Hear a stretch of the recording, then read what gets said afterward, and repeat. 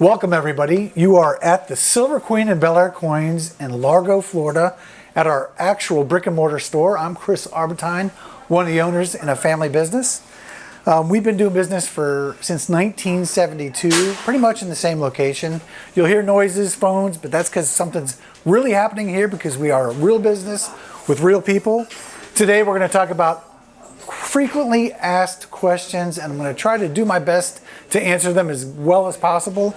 Of course, we can't fit everything in, but we'll get more to that, and let's get started.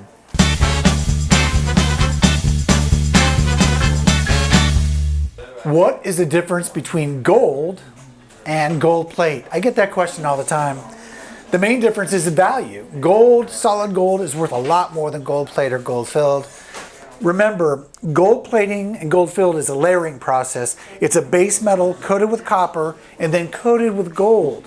So it's usually very heavy, contrary to what most people believe, but it's a layered process. So there's a thin layer of gold that makes people think it's worth a lot, but it just is not. And people say, well, what is gold filled? I have something that's gold filled. It says gold filled, 14 karat.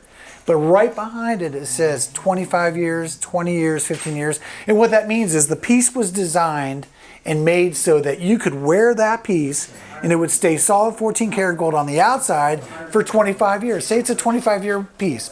That means theoretically you could have worn that piece for 25 years every day without a problem. But the last day of that 25th year or 10th year or 15th year, 20th year, that piece would supposedly wear out. So meaning the gold plating or the gold filled would show through. Does it have any value at all? Most gold plated items have no value because it's a modern process where there's a thin micron plating of gold and it's not recoverable.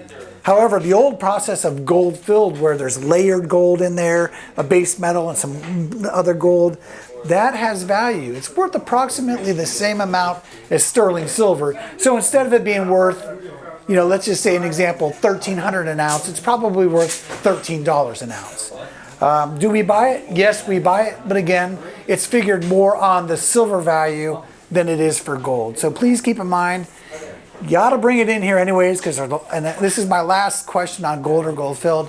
There's a lot of European marks that people don't recognize as gold. So some people come in and say, well, hey, here's my gold-plated item. It's got this funny mark on it. I look at it. Hey, it's the French mark for gold or the Swiss mark for gold.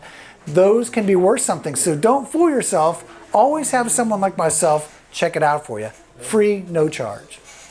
Thanks for tuning in. It's been a lot of information I gave you.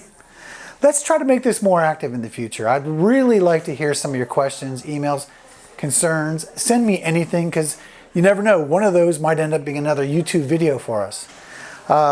Again, of course, I always tell people, yes, we want to buy your items. That's what we're here for. But we will provide information and try to get to a price free of charge.